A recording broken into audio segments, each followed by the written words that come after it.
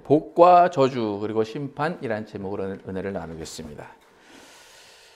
하나님께서 상반된 모습을 보이신, 상반된 의도를 가지신 아이성 전투와 여리고 전투가 끝났습니다. 동전의 양면과 같은 하나님의 공의, 하나님의 사랑의 모습을 다 발견할 수 있는 전쟁입니다. 그리고 오늘은 가나안에 들어가서 첫 번째로 하나님께 제사 드리는, 예배 드리는 모습이 나옵니다. 이 제사는 이미 모세에게 하나님이 명령하신 거예요. 가나안에 들어가기 전에 이미 너희는 가나안에 들어가면 에발산에 올라가서 단을 쌓고 거기서 제사를 드리라 라고 이미 모세에게 명령하신 것입니다.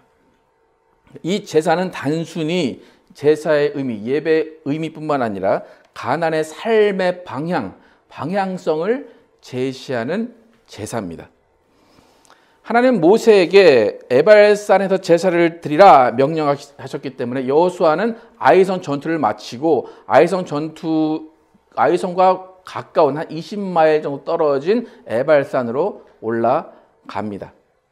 그리고 에발산에서 돌 제단을 쌓고 그 위에 석회를 바르고 그 석회 위에다가 율법을 다 적어 놓습니다. 그리고 율법을 적은 그 후에 번제물을 드리고 화목제를 드려서 하나님께 제사를 드리고 모든 민족들이 함께 즐겁게 식사를 합니다. 그래서 오늘 제사를 드렸다라고 하는 것이 본문의 주요 내용인데 제사를 드린 시기를 한번 살펴보겠습니다. 하나님께 제사를 드린다라는 것은 하나님의 입장 또 이스라엘의 입장에서 가장 중요한 일이기 때문에 생각해보면 가나안에 딱 들어왔을 때 처음 제사를 드려야 될 것이다 라고 생각을 하게 됩니다. 그렇다면 아이성 전투가 아니라 적어도 그 여리고 전투 이후에 제사를 드려야지 맞는 것입니다. 그런데 여리고 끝나고 아이성 끝난 후에 또 20마일 올라간 에발산에서 제사를 드리게 됩니다. 그러니까 굳이 제사가 늦어진 이유를 굳이 찾는다면 하나님께서 에발산에 가서 그 제사를 드려야 했기 때문에 에발산은 건너와서 쭉 여리고 거치고 아이성 거쳐야 에발산 가기 때문에 그렇기 때문에 제사가 좀 늦어졌다 그렇게 합리적으로 이해할 수도 있습니다. 그런데 바꿔 생각해 보면 하나님이 에발산을 제사 장소로 정하셨다. 그것은 뭐냐면 이미 여리고와 아이성을 지날 것을 하나님은 아셨고 아이성과 여리고를 지나고 나서 제사를 받으시기를 원하셨다는 거예요. 그것은 무슨 말인가 하면 여리고에서 하나님이 보여주실 모습 또 아이성에서 하나님이 보여주실 모습이 있었고 그 다음에 완전한 제사를 드릴 수 있는 것으로 하나님이 판단하시고 계획하셨다는 것입니다. 제사를 드리기 위해서는 많은 것들이 필요해요. 첫 번째로 제사장이 필요하고 제단이 필요하고 또 사람들이 필요하고 기구들이 필요하고 그 다음에 제일 중요한 것은 제물이 필요합니다. 가축이 필요합니다. 그러니까 에발산에서 지금 번제와 화목제를 드렸다. 그것은 태웠다는 거예요. 가축을 태워서 하나님께 예배를 드렸다. 제사를 드렸다. 그런 것이기 때문에 가축이 반드시 필요합니다. 근데 보시면 여리고 성에서는 모든 사람과 가축을 다 죽였다. 그렇게 나옵니다. 그러니까 제사를 드릴 수 있는 환경이 아니에요. 하나님은 제사를 받고 싶으시는 분이시지만 첫 번째 여리고성에서는 제사를 드릴 만한 모든 것들을 다 진멸하라 그렇게 하십니다. 그러니까 결국 제사를 드리고 싶어도 드릴 수가 없는 상황이에요. 하지만 하나님이 갑자기 아이성에서는 태도를 바꾸십니다. 1차 여리고에서는 다 진멸하라 하신 분이 이제는 아이성 전투에서는 너희가 전리품을 취하고 가축을 다 스스로 가지라 그렇게 말씀하십니다. 여호수아 8장 2절 함께 읽어보겠습니다. 시작. 너는 여리고와 그 왕에게 행한 것 같이 아이와 그 왕에게 행하되 오직 거기서 탈취한 물건과 가축은 스스로 가지라. 예. 여리고 때와 똑같이 하래요. 그런데 오직 다른 건 뭡니까? 탈취할 물건과 가축은 스스로 가지라. 여호수아에게 말한 거예요. 스스로 가지라. 그러니까 여호수아도 갖고 모든 사람이 갖게 하셨습니다. 이 말씀은 무슨 의미입니까? 여리고 전투 후에는 하나님께 드릴 제물이 없었다는 거예요. 하지만 아이성 전투 후에는 여호수아를 비롯한 많은 이스라엘의 민족은 하나님께 드릴 제물을 가지게 되었다는 거예요. 그래서 아이성 전투 이후에는 하나님이 제사를 드려라 명하셨을 때 하나님께 가지고 나올 가축들이 다 있었다는 거예요. 그래서 자신이 가지고 있는 것 중에서 흠없고 귀한 가축을 드릴 환경을 하나님이 만들어 주셨다는 거예요. 그래서 에발산에 올라가서 번제로 완전히 태워드리고, 번제로 태워드리는 것들은 다 없어지지만 화목제로 드려진 고기는 먹게 됩니다. 그래서 이스라엘 온 민족이 그날은 고기를 먹을 수 있었습니다. 하나님께서 너희가 아이성에서 전리품과 가축을 스스로 가지라 하신 것은 제사를 준비하게 하셨다는 거예요. 그 어느 누구도 빈손으로 하나님께 나오지 못하도록 하셨다는 거예요. 미리 소유를 주셨다는 거예요. 소유를 주시고 그 가운데 너희가 구별하는 것을 나에게 가져와라 라고 하셨다는 거예요. 그러니까 그 제물로 사귀겠다는 거예요. 하나님이 주시고 그걸 갖고 와서 나랑 사귀자라고 하나님이 이미 모든 소유를 이스라엘에게 맡겼다는 거예요. 지난주에도 하나님은 충성되고 헌신된 자를 찾으신다, 즐겨내는 자를 사랑하신다라고 이야기했습니다.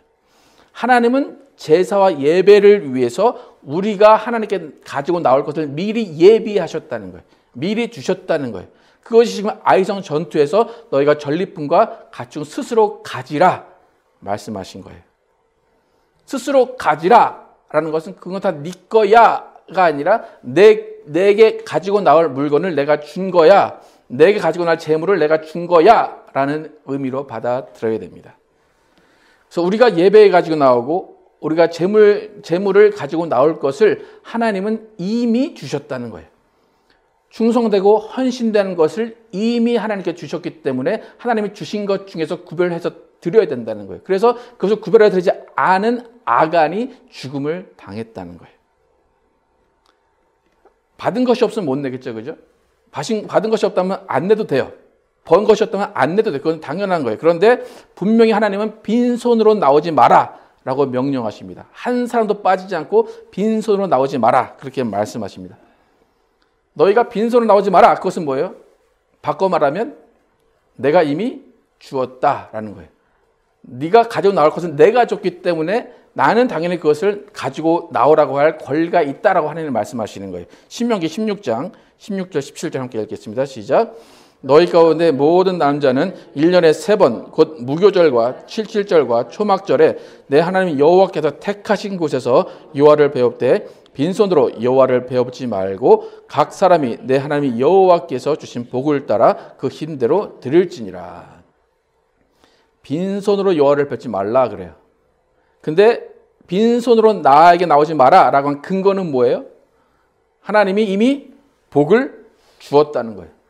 복을 주었기 때문에 그 복에 따라서 일정한 건 아니에요. 다른 복을 주셨는데 각각 다른 복에 따라서 그 힘대로 드릴지니라. 절대로 빈손으로 나오지 말라 그렇게 말씀하세요.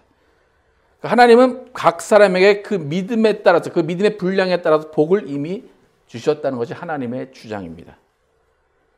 그리고 그 복대로 힘써 하나님께 드리라 그렇게 말씀하십니다. 그러니까 하나님이 주셨다는 것을 인정한다라는 것은 뭐예요?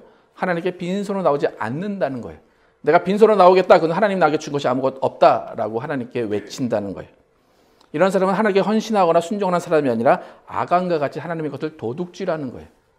하나님은 내가 이미 다 줬기 때문에 나는 받을 권리가 있다라고 하는데 아무것도 드리지 않는 사람은 하나님은 그럴 권리가 없습니다라고 하나님은 인정하지 않는다는 거예요.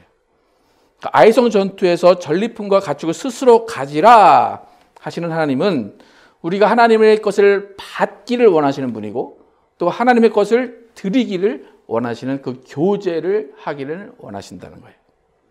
그래서 하나님이 우리에게 주신 그 소유를 하나님이 주신 것임을 알고 힘대로 하나님께 가지고 나오는 것, 그것이 바로 제사의 모습입니다. 그렇기 때문에 하나님은 전쟁의 순서에 따라서 전리품의 처치 방법을 다르게 말씀하신 거예요. 그래서 첫 번째는 아간을 통해서 저주가 무엇인지, 분노가 무엇인지, 또 아이성에서는 복이 무엇인지, 하나님과 교제가 무엇인지를 알려주시는 거예요. 하나님은 에발산의 제사를 드리기 전에 이미 각 사람들에게 분량에 따라 복을 주셨습니다. 하나님께 순종하고 하나님의 말씀에 동역한 모든 자들에게 전쟁의 승리 전리품과 가축을 이미 주셨다는 거예요. 그래서 그 복을 소유할 수 있는 축복, 그 복을 소유할 수 있는 권리를 주시고 그 복 가운데 하나님과 교제하게 하시고 어떤 사람은 그 복을 스스로 저주로 바꾸는 사람이 있음을 또 알려주십니다. 그래서 복이라는 것은 뭐냐면 내가 소유하는 거예요. 저주는 뭐냐면 내 스스로 복을 차는 게 저주예요. 그래서 오늘 본문 다시 한번 33절, 34절 함께 읽어보겠습니다. 시작. 온 이스라엘과 그 장로들과 관리들과 재판장들과 본토인뿐 아니라 이방인까지 여호와의 언약궤를 맨 레위 사람 제사장들 앞에서 교회 좌우에 서서 절반은 그림심산 앞에 절반은 에발산 앞에 섰으니 이는 전에 여호와의 종 모세가 이스라엘의 백성에게 축복하라고 명한 대로 함이라. 그 후에 여호수아가 율법책에 기록된 모든 것대로 축복과 저주하는 율법의 모든 말씀을 낭독하였으니. 이미 이스라엘은 하나님의 저주, 하나님의 분노를 체험했습니다. 그리고 아이성 전투에도 하나님의 복을 체험했습니다. 이 다음에 하나님이 명령하신 대로 그린심산에서는 앞에서는 축복을, 에발산 앞에서는 저주를 선포합니다. 이것은 무슨 말인가 하면 너희는 저주의 길을 갈 것인지 복의 길을 갈 것인지 선택하라. 선포가 된 거예요. 그러니까 각 개인의 선택에 의해서 저주의 길을 갈 것인지 복의 길을 갈 것인지가 결정된다는 거예요. 이것은 여호수아가 선포한 것이 아니라 이미 모세에게 하나님이 말씀하신 거예요. 신명기 11장 26절에서 29절 함께 읽겠습니다. 시작. 내가 오늘 복과 저주를 너희 앞에 두나니 너희가 만일 내가 오늘 너희에게 명하는 너희의 하나님 여호와의 명령을 들으면 복이 될 것이요 너희가 만일 내가 오늘 너희에게 명령하는 도에서 돌이켜 떠나 너희의 하나님 여호와의 명령을 듣지 아니하고 본래 알지 못하던 다른 신들을 따르면 저주를 받으리라.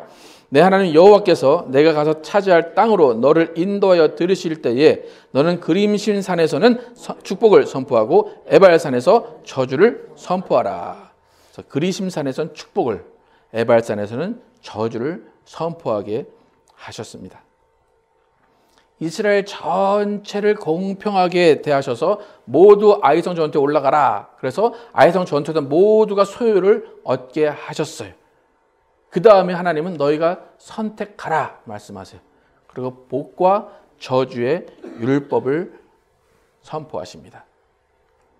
하나님은 공의 하나님이다. 우리가 사랑과 심판의 하나님이다 라는 것을 이야기합니다. 그것은 뭐냐면 하나님은 축복도 하시고 저주도 하신다는 의미입니다.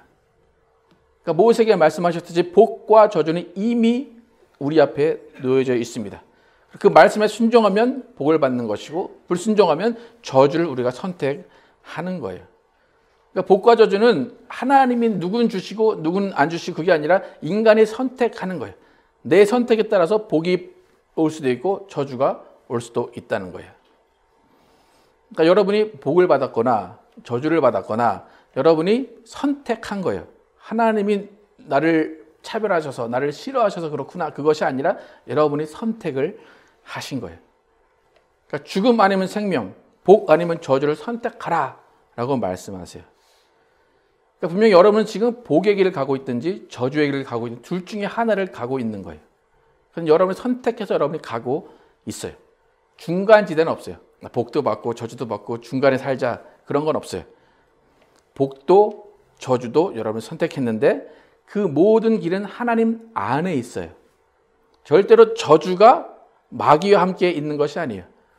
하나님이 복의 율법, 저주의 율법을 선포하셨다고 그랬어요. 율법 안에 다 복과 저주가 들어있어요. 하나님 안에 복과 저주가 다 들어있는 거예요. 그러니까 축복과 저주는 지금 이스라엘 안에서 갈라지는 거예요. 이스라엘 밖에 주어진 게 아니라 이스라엘 안에서 어떤 사람은 복의 길을 가고 어떤 사람은 저주의 길을 가게 된다는 거예요. 하나님 안에 있지 않는 사람, 그 사람은 이미 심판을 받았다라고 예수님이 말씀하셨어요. 심판받은 사람에게는 복과 저주가 의미가 없어요. 하지만 하나님 안에 있는 심판받지 않은 심판에서 구원받은 그 사람들 안에 복과 저주가 나눠진다는 거예요. 그래서 복에 속한 말씀을 따라 살면 복을 받는 것이고 저주를 선포했다고 했잖아요. 그러니까 저주를 선포한 그 말씀대로 살면 저주를 받는 거예요. 그러니까 너희가 선택하라. 그래서 반은 그리심산에, 반은 에발산에 올라가라. 그러니까 이 상황을 보면 그냥 절반을 딱 잘랐는데 12지파, 6지파는 그리심산, 6지파는 에발산. 여러분 어느 산으로 올라가고 싶으십니까? 여러분 만약에 여호수아가 너 에발산으로 가 그러면 여러분 갔을 것 같습니까? 에발산에서 있으면 무슨 얘기만 들어요?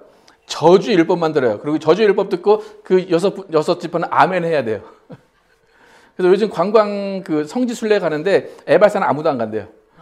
그리심산만 다 가고 에발산은 아무도 안 간대요. 왜? 저주의 산이기 때문에. 근데 중요한 건 제사는 어디서 드렸어요? 에발산에 드렸어요. 무슨 의미인가 한번 생각을 해보세요. 예수는 똑같이 믿어요. 교회는 똑같이 다녀요. 그런데 그 안에 어떤 사람은 복을 받고 어떤 사람은 저주를 받는 거예요. 어떤 사람은 똑같은 어려움, 똑같은 환난, 똑같은 고통을 겪는데 그 사람은 그것을 복으로 받아들이는 사람이 있어요. 어렵고 힘들고 고통스럽지만 이 길 가운데 예수님이 있다면 나는 기뻐 라고 하면서 그 가운데 복의 길을 선택하는 사람이 있어요. 하지만 똑같이 예수 믿고 똑같이 교회 다녀도 똑같이 힘들고 똑같이 어려워도 세상을 더 따라가고 돈이 더 믿음직스럽고 예수님은 어디까지 신경 안 쓰고 그냥 세상 짐 다 내가 혼자 지고 있다고 생각하며 살아가는 사람은 스스로 저주의 길을 가고 있는 거예요. 항상 기뻐하라, 쉬지 말고 기도하라, 범사에 감사하라 라는 성경 말씀이 있어요. 모두가 그렇게 살아야 된다라는 가르침일 수도 있어요. 하지만 항상 기뻐하라, 쉬지 말고 기도하라, 범사에 감사하라 이것은 뭐냐면 복 받은 사람들, 복의 길을 가는 사람들만 그렇게 살 수 있다는 거예요. 저주의 길을 가고 있는 사람은 그렇게 살지 못한다는 거예요. 그러니까 내가 복 받은 사람인가, 내가 저주의 길을 가고 있는가 판단하는 기준은 내가 항상 기뻐하고 쉬지 말고 기도하고 범사에 감사라는 이 말씀을 지키려고 하고 있는가, 그 말씀을 내 삶의 목표로 살고 있는가, 그 반대로 가고 있다면 우리는 저주의 길을 가고 있는 거예요. 다시 한번 말씀드리지만 저주는 하나님을 떠나거나 교회를 떠나는 것이 아니에요. 복과 저주는 이스라엘 안에 있는 거예요. 하나님을 떠나는 것, 교회를 떠나는 것은 심판이에요. 그래서 오늘 설교 제목이 뭡니까? 복과 저주 그리고 심판이에요. 우리는 심판은 받지 않아요. 그죠? 이미 심판받은 사람은 예수를 안 믿는 사람들이에요. 그러나 우리가 마지막 날에 심판받을 그때의 복과 저주의 길 가운데 있었던 것에 대한 평가를 받을 거예요. 만약에 인생이 기쁘지 않다. 똑같은 삶을 살아요. 그죠? 여러분 세상 사람들의 인생이 더 기쁠까요? 크리스찬의 인생이 더 기쁠까요? 어떻게 생각하십니까? 누구의 인생이 더 기뻐야 될 것 같습니까? 근데 잘 보면 세상 사람들이 더 기쁘게 살지 않습니까? 크리스찬보다. 여러분 감사할 것이 우리가 더 많아야 됩니까? 세상 사람들도 많아야 됩니까? 어떻습니까? 우리가 감사가 되지 않고 기도가 되지 않고 말씀이 읽혀지지 않는다라는 것은 안타깝지만 저주의 길을 가고 있다는 거예요. 저주의 의미는 하나님이 아간을 통해 분노를 일으키신 것에서 알 수 있어요. 육체는 사단에게 내어줄지라도 그 영혼만큼은 구원하시고자 하시는 하나님의 사랑이 분노고 저주예요. 마귀가 그 사람을 괴롭혀도 하나님은 그냥 놔두실 수밖에 없는 것이 분노고 저주예요. 우리의 인생에 좋은 일도 있고 나쁜 일도 있을 수 있어요. 그죠? 여러 가지 일들이 우연히 일어날 수도 있어요. 나에게 어떤 일이 우연히 힘들게 닥쳐오는 일들이 있어요. 그런데 그것이 반복되면 그것은 절대 우연이 아니에요. 부모의 세대에 겪은 어려움이 나에게 똑같이 온다? 그것은 절대로 우연이 아니에요. 뭔가 잘못됐다는 거예요. 그런 상황 가운데 분명히 하나님이 선포하신 저주의 명령 중에 내가 따르고 있는 몇 가지가 있기 때문에 저주의 길을 가고 있는 거예요. 여러분 신명기를 다시 한번 쭉 읽어보시면 그 축복의 내용과 저주의 내용이 쭉 나옵니다. 그래서 여기서 간단하게 신명기 27장에서 간단하게 정의했는데 복의 내용이 뭔지 저주의 내용이 뭔지 함께 읽어보겠습니다. 시작. 복의 내용은 하나님의 말씀에 순종하면 모든 민족 위에 뛰어나게 하실 것이며 성읍이나 들에서나 들어와도 나가도 복을 받고 자녀나 가축이나 떡반죽에도 복을 받고 적군이 한 길로 공격해와도 7길로 도망할 것이며 세계 만민이 두려워하게 되며 머리가 되고 꼬리가 되지 않게 복주겠다. 이것이 복의 내용, 간단하게 추린 복의 내용이에요. 그러니까 이 하나님의 말씀을 지키면 이렇게 된다. 이렇게 구체적이진 않아요. 이게 우리가 많이 하는 말이죠. 그죠? 들어가나 나가나 복을 받고 뭐 그런 말을 많이 하죠. 저주의 내용이 뭔지 함께 읽겠습니다. 시작. 우상 숭배자는 저주를 받을 것이요 부모를 공경하지 않는 자, 이웃의 경계선을 옮기는 자, 소경의 길을 잃게 하는 자, 경제적 약자를 억울하게 하는 자, 계모와 짐승과 상관하는 자, 근친 상관하는 자, 이웃을 암살하는 자, 뇌물을 받고 죄 없는 자를 죽이는 자, 기타 율법의 모든 말씀을 실행치 않는 자는 저주를 받는다. 예. 이런 걸 지켜도 뭐 그냥 괜찮다 그것이 아니라 지키지 않으면 저주를 받는다는 것은 하나님의 명령이고 하나님의 선포예요. 신명기를 한번 더 읽어보세요. 이렇게 복과 저주가 나눠져 있어요. 다 읽으면 알 수 있는 거예요. 그죠?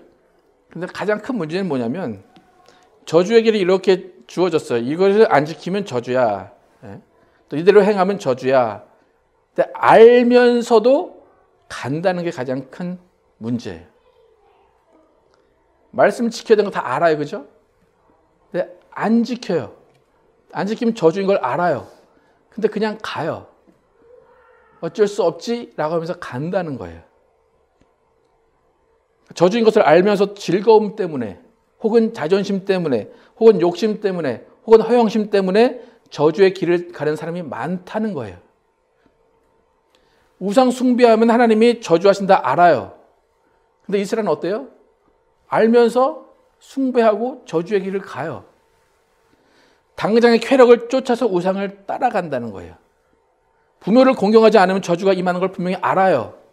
근데 내 마음 안 내킨다고 부모를 공경하지 않아요. 그럼 저주의 길을 그냥 가게 되는 거예요. 알면서 가는 거예요. 하나님이 알면서 가는데 하나님이 어떻게 하시겠어요? 그래 그냥 그게 가라. 놔둘게. 그렇게 할 수밖에 없어요. 그런 사람은 저주를 피할래야 피할 수가 없다는 거예요. 마귀가 뒷덜미를 잡고 놔주지 않는다는 거예요. 그러니까 결국 몇 주 전에 말씀드렸듯이 끊임없는 하나님과의 어색한 동거가 이루어지는 거예요. 야, 내가 말했잖아. 나도 알아요. 내가 말했잖아. 나도 알아요. 놔두세요. 그런 어색한 하나님과의 동거가 계속 이루어가는 거예요. 그렇게 되면 그 가운데 가정이 깨지고 하나님과 관계가 깨지고 교회가 깨질 수밖에 없어요. 여러분, 하나님은 축복도 하시지만 저주하시는 분임을 아시기를 바랍니다. 여러분, 하나님의 복을 택할 수도 있지만 하나님의 저주를 택할 수도 있다는 것을 아시기 바랍니다. 여러분은 아갈이 될 수 있지만 여러분은 여호수아가 될 수도 있음을 아시기 바랍니다. 사실 모세가 이미 다 이걸 얘기한 거예요. 모세가 축복과 저주의 내용을 다 이야기했어요. 근데 모세는 끝이 어떻게 될 건지 알고 있었어요. 신명기 31장 29절 함께 읽겠습니다. 시작. 내가 알거니와 내가 죽은 후에 너희가 스스로 부패하여 내가 너희에게 명령한 길을 떠나 여호와의 목전에 악을 행하며 너희의 손으로 하는 일로 그를 경노하게 함으로 너희가 후일에 재앙을 당하리라 하니라. 축복과 저주를 선포를 했어요. 그 다음에 모세는 내가 죽으면 니네는 다 저주를 받을 거야. 그 길을 니네가 선택할 거야. 그렇게 알고 있어요. 알고 있음에도 불구하고 복을 선포하고 저주를 선포하는 이 모세의 마음이 어떨까? 왜 소용도 없는 일을 이미 저주의 길을 갈 것이고 재앙의 길을 갈 것임을 아는데 모세는 왜 그렇게 입 아프게 목 아프게 그렇게 저주와 복의 길을 설명을 할까? 왜 그렇게 여호수아는 또다시 저주와 복의 길을 그렇게 이야기할까? 이미 다 안 들을 텐데, 다 저주의 길을 갈 거고 다 재앙의 길을 갈 건데 왜 입 아프게 목 아프게 그렇게 선포를 할까? 그 이유는 마지막 날에 이스라엘이나 예수 믿는 사람 가운데서 심판이 있기 때문에, 심판자이신 예수님을 만날 것이기 때문에 그 모든 사람들에게 핑계치 못하도록 하기 위해서 그 모든 것들을 다 이야기하는 거예요. 로마서 1장 18절에서 25절 함께 읽어보겠습니다. 시작. 하나님의 진노가 불의로 진리를 막는 사람들의 모든 경건치 않음과 불의에 대하여 하늘로 쫓아 나타나나니 이는 하나님을 알만한 것이 저희 속에 보임이라. 하나님께서 이를 저에게 보이셨느니라. 창세로부터 그의 보이지 아니하는 것들 곧 그의 영원하신 능력과 신성이 그 만드신 만물에 분명히 보여 알게 되나니 그러므로 저희가 핑계치 못할지니라. 하나님을 알되 하나님으로 영화롭게도 아니하며 감사치도 아니하고 오히려 그 생각이 허망하여지며 미련한 마음이 어두워졌나니 스스로 지혜 있다 하나 우준하게 되어 썩어지지 아니하는 하나님의 영광을 썩어질 사람과 금수와 버러지 형상의 우상으로 바꾸었느니라. 그러므로 하나님께서 저희를 마음의 정욕대로 더러움에 내어서 저희 몸을 서로 욕되게 하셨으니 이는 저희가 하나님의 진리를 거짓 것으로 바꾸어 피조물을 조물주보다 더 경배하고 섬김이라. 주는 곧 영원히 찬송할 이시로다. 아멘. 21절에 하나님을 알되, 하나님을 아는 사람이에요. 알지만 하나님으로 영화롭게도 아니하고 감사치도 아니하고 오히려 그 생각이 허망하여서 미련한 마음이 어두워져서 스스로 지혜 있다고 우준하게 되어서 썩어지지 아니하는 하나님의 영광을 썩어질 우상으로 바꿨다는 거예요. 아까 복과 저주를 선택하는 것과 똑같아요. 하나님을 알되, 하나님 안에 있되 스스로 지혜롭다, 스스로 나는 괜찮다라고 해서 썩어질 것으로 하나님과 바꾼다는 거예요. 근데 중요한 것은 그러므로 24절에 하나님께서 저희를 마음의 정욕대로 더러움에 내어버려 두사 가만히 놔둔다는 거예요. 가만히 놔두면 누가 상관합니까? 마귀가 상관하는 거예요. 이 땅의 저주는 하나님이 마음의 정욕대로 놔두는 거예요. 그러니까 너희 마음대로 해. 그게 하나님의 저주라는 거예요. 그래서 이 사람들은 피조물을 조물주보다 더 경배하고 섬긴다라고 이야기해요. 마지막 날에 심판이 있어요. 마지막 날 심판은 이 땅에서 받는 저주와는 달라요. 여러분, 이 땅에서 받는 저주는 심판까지 가지 말라고 하는 하나님이 경고하시는 것이고 하나님이 배려하시는 거예요. 이 땅에서 여러분이 저주를 받는다는 것은 심판까지 가지 말고 돌아서라는 성령님의 탄식이에요. 그러니까 내가 지금 복의 길을 가고 있는가, 저주의 길을 가고 있는가를 빨리 캐치해야 돼요. 그래서 빨리 저주의 길을 가고 있는 것에서 돌아와야 된다는 거예요. 이것이 저주인지 알면서 가는 사람도 있고 저주인지 모르면서 가는 사람도 있지만 그 모든 사람들이 다 회개하고 빨리 복의 길로 가라는 것이 하나님의 말씀입니다. 모세가 이미 모든 사람이 저주의 길을 가고 재앙의 길을 갈 걸 알고 있었지만 외칠 수밖에 없었어요. 왜냐하면 그 외쳐야 하나님께 한 사람이라도 돌아올 수 있기 때문에 여호수아나 모세가 외친 것입니다. 하나님의 분노, 하나님의 저주는 참고 참으시는 하나님의 사랑입니다. 이스라엘은 모세와 여호수아 이 외침에 빨리 돌아서야 했습니다. 여러분도 앞에서 목사가 외치고 많은 사역자들이 외칠 때 회개하고 돌아서서 복의 길을 가야 됩니다. 여러분, 하나님의 저주와 하나님의 복은 정말 백지장 한 장 차이예요. 저주의 자리에 있더라도 한순간 말씀에 순종하겠습니다라고 돌아서면 바로 복의 길을 가게 되는 거예요. 저주의 선포의 말씀을 듣다가도 복의 선포의 말씀을 듣기로 작정하면 그 사람은 복의 길을 가는 거예요. 하나님의 저주와 하나님의 축복은 다 하나님의 인자하심 안에 존재합니다. 그러니까 여러분, 저주 가운데 있으면서 해맑게 웃고 계시지 마시기 바랍니다. 불타는 가운데 멍하게 서 계시지 마시고 살려달라 외치시기 바랍니다. 이것이 나의 운명이다라고 말씀하지 마시고 저주의 길에서 복의 길로 바꾸시기 바랍니다. 하나님은 저주의 맛을 본 사람은 절대로 거기에 있지 말라고 저주의 맛을 보게 하시는 거예요. 다시는 저주의 길로 가지 말라고 저주의 맛을 보게 하신다는 거예요. 세상과 쾌락과 돈이 아무리 좋아도 그곳에는 저주의 물이 흐르고 있습니다. 하나님이 명하신 말씀에는 반드시 복의 물이 흐릅니다.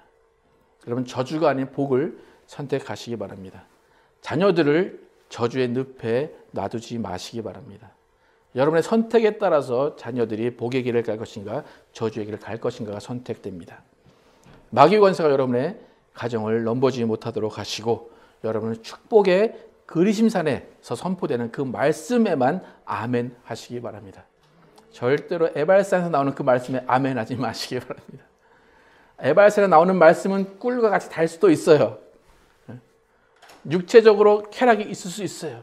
하지만 그곳에는 저주가 흐른다는 것입니다. 그리심산에서는 축복이, 에발산에는 저주가 선포되었습니다. 여러분은 어느 산으로 귀를 돌리고 눈을 돌리실 것입니까? 그리심산의 축복의 선포를 듣고 따라가시기 바랍니다. 그리심산의 명령에 순종하시고 복종하시고 충성하시고 헌신하시기 바랍니다. 지난주에 말씀드렸지만 충성과 헌신은 모든 것을 바치고 끝까지 가는 거예요. 아부는 뭐라고 그랬어요? 아부가 끝까지 가면 충성이고 충성이 중간에 그만두면 아부다 그랬어요. 여러분, 하나님한테 아부하지 마시고 충성하시기 바랍니다. 온전히 주님의 말씀에 따라가면서 끝까지 하나님과 함께 복의 길을 가시는 여러분과 제가 되기를 예수 이름으로 축원합니다.